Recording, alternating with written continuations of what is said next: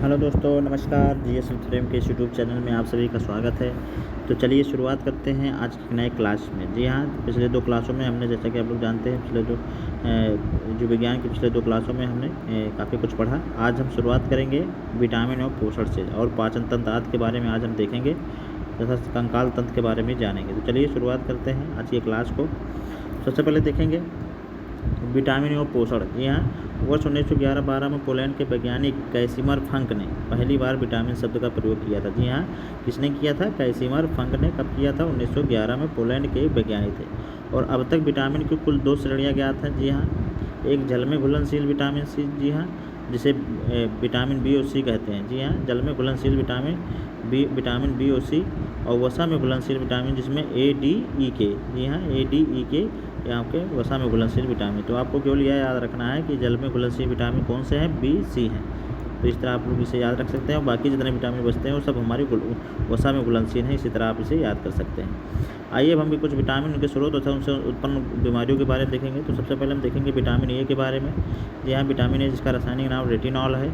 इसके स्रोत की बात करें तो गाजर, हरी सब्जियाँ, दूध, मक्खन, अंडा, यकृत और मछली का तेल आदि है।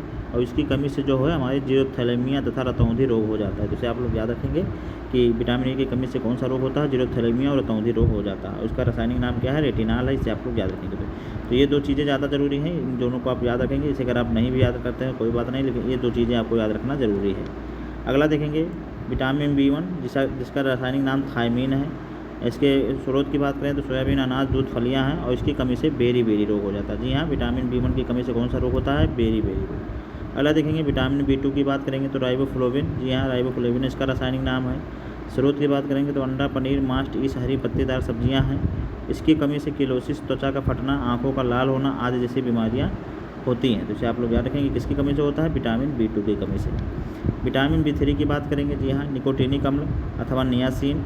इसके स्रोत की बात करें तो दूध, अंडे, फलियां, मछली, ईस्ट और मांस इसके स्रोत हैं। और इसके चर्म रोग, इसके पेलाग्रा जो है या 4D सिंड्रोम रोग जो है इससे हो जाता है। तो इसे आप लोग याद रखेंगे। अगला हम लोग देखेंगे विटामिन बी5। जी हाँ, पेंटोथेनिक अम्ल। मूंगफली, मांस, दूध, अंडे, बाल सफ़ेद होना, वृद्धि रुकना, इसकी कमी से होने वाले रोग हैं। इसे आप लोग याद रखेंगे किसकी कमी से? विटामिन बी5 की कमी से। अगला देखेंगे विटामिन बी6, पाइरिडॉक्सिन। जी हाँ, अनाज, मांस, ईस्ट, दूध इसके स्रोत हैं। एनीमिया और चर्म रोग जो है इसकी कमी से होता है। इसे आप लोग याद रखेंगे। विटामिन बी7 की बात करेंगे, बायोटीन। जी हाँ, मांस, गेहूँ, अंडा, सब्जी, फली इसके स्रोत हैं। और बालों का झड़ना और लकवा जो है ये इससे हो जाता है, इसकी कमी से। बायोटीन की कमी से भी बालों का झड़ना और लकवा होता है। किसकी कमी से? बायोटीन की कमी से। अगला हम लोग देखेंगे विटामिन बी9, जिसे फोलिक एसिड भी कहा जाता है। हरी सब्जियाँ, फलियाँ, ईस्ट, मांस, अंडे ये सब हमारी जो है इसके स्रोत हैं। और इसकी कमी से कुंठित वृद्धि या रक्तक्षीणता हो जाती है। जिसे आप लोग याद रखेंगे। Vitamin B nine folic acid, vitamin बी7 बायोटीन, विटामिन बी6 pyridoxine, vitamin B five pantothenic, vitamin बी3 niacin, vitamin B two riboflavin, vitamin 1 thiamine. अब हम देखेंगे विटामिन बी12। जी हाँ, विटामिन बी12 जो है साइनोकोबालामिन बहुत महत्वपूर्ण होता है। इसका स्रोत की बात करेंगे दूध, मछली, अंडा, मांस, आंत, जीवाणु जो है इसके स्रोत हैं। और इसकी कमी से आपका एनीमिया या पांडु रोग हो जाता है। इसे आप लोग याद रखेंगे। अब हम देखेंगे यहाँ विटामिन सी की बात करेंगे, जिसका रासायनिक नाम एस्कॉर्बिक अम्ल है।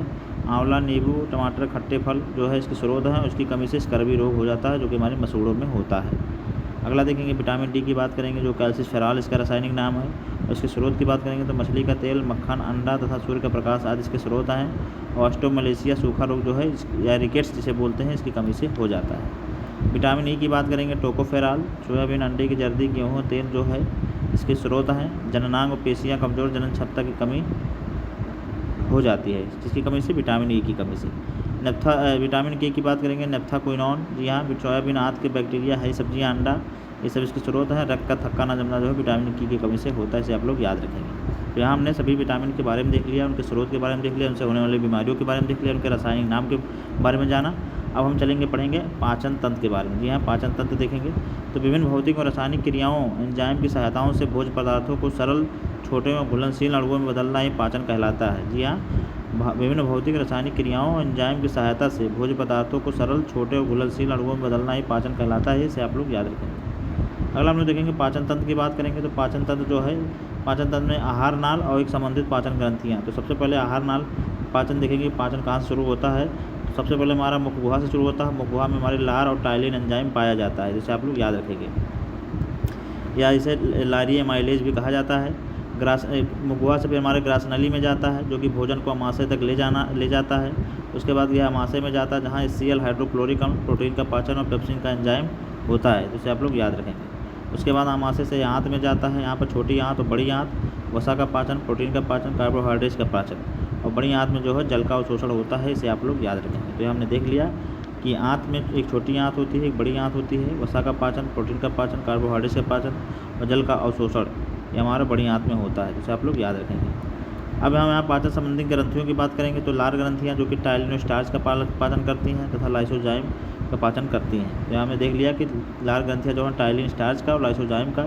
यकृत की बात करेंगे तो पित्त का उत्पादन, ग्लाइकोजेनेसिस, यूरिया का संश्लेषण और सबसे बड़ी ग्रंथि यहाँ यकृत, पित्त का उत्पादन, ग्लाइकोजेनेसिस, यूरिया का संश्लेषण, सबसे बड़ी ग्रंथि। पित्ताशय की बात करेंगे तो वसा का एमल्सीकरण और वसा का भंडारण, यहाँ वसा का एमल्सीकरण और वसा का भंडारण जो है पित्ताशय में होता है। पित्त की बात करेंगे तो pH 7.7 क्षारीय प्रकृति, लिपिड्स के पाचन और शोषण में सहायक होते हैं। जी हाँ, पित्त जो का pH है 7.7 क्षारीय प्रकृति के होते हैं, लिपिड्स के पाचन और शोषण में सहायक होते हैं।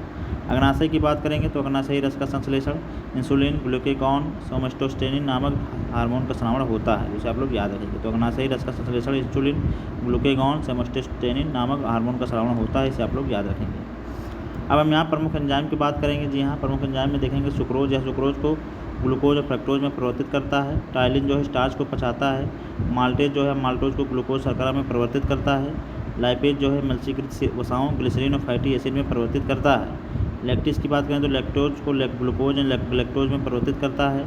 इरेप्सिन जो है शेष प्रोटीन और पेप्टोज को एमिनो अम्ल में परिवर्तित करता है, तो इसे आप लोग याद रखेंगे। तो हमने देख लिया कि इरेप्सिन जो है शेष प्रोटीन, पेप्टोज को एमिनो अम्ल में, लैक्टेज जो है लैक्टोज को ग्लूकोज और लैक्टोज में, लाइपेज जो है मल्सीकृत वसाओं और ग्लिसरीन और फैटी एसिड में, माल्टेज जो है माल्टोज को ग्लूकोज शर्करा में परिवर्तित करता है, तो इसे आप लोग याद रखेंगे।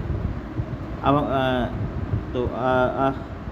अगला हम देखेंगे यहाँ पर कंकाल तंत्र के बारे में पढ़ेंगे। जी हाँ, कंकाल तंत्र के बारे में देखेंगे तो कंकाल तंत्र में जो है हमारे दो प्रकार के होते हैं, एक अक्षीय एक उपांगीय। जी हाँ, तो यहाँ कंकाल तंत्र का विभाजन जो है दो प्रकार से, एक अक्षीय कंकाल, उपांगीय कंकाल में। तो सबसे पहले हम देखेंगे यहाँ पर कि मनुष्य के शरीर में कुल टोटल 206 हड्डियाँ होती हैं। बाल्यावस्था में 208 होती हैं हड्डियों की संख्या, और रीढ़ की हड्डियों की संख्या 26 होती है। सिर में कुल हड्डियों की संख्या 29 होती है, जिसमें कपाल में हमारे 8 होती हैं, फेसियल में 14 होती हैं, पसलियों की संख्या 24 होती हैं, 12 जोड़ी, और कान में हमारी 6 हड्डियाँ होती हैं, जिसे आप लोग याद रखेंगे। तो हमने देख लिया कि मनुष्य के शरीर में टोटल 206 हड्डियाँ, बाल्यावस्था में 208 होती हैं, रीढ़ की हड्डियों में 26, सिर की कुल हड्डियों में 29, कपाल में 8 होती हैं, फेसियल में 14 होती हैं, पसलियों में 12 जोड़ी और कान में 6 होती हैं।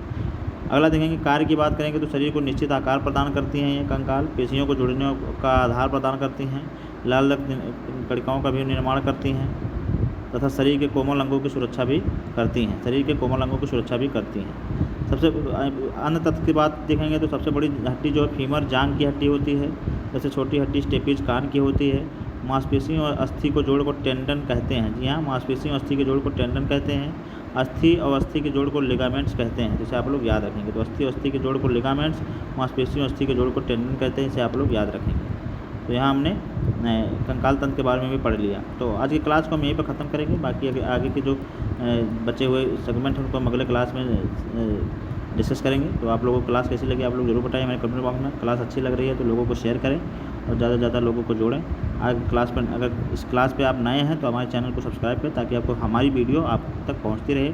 और इसी तरह हमने सभी वीडियो को अपलोड कर दिया, हमारे प्लेलिस्ट में जाकर देख सकते हैं। और रैपिड फायर के माध्यम से उसकी PYQ सीरीज़ भी हम करवा रहे हैं। तो चलिए फिर मिलेंगे एक नई क्लास में, तब तक पढ़ते रहिए, स्वस्थ रहिए। नमस्कार, जय हिंद।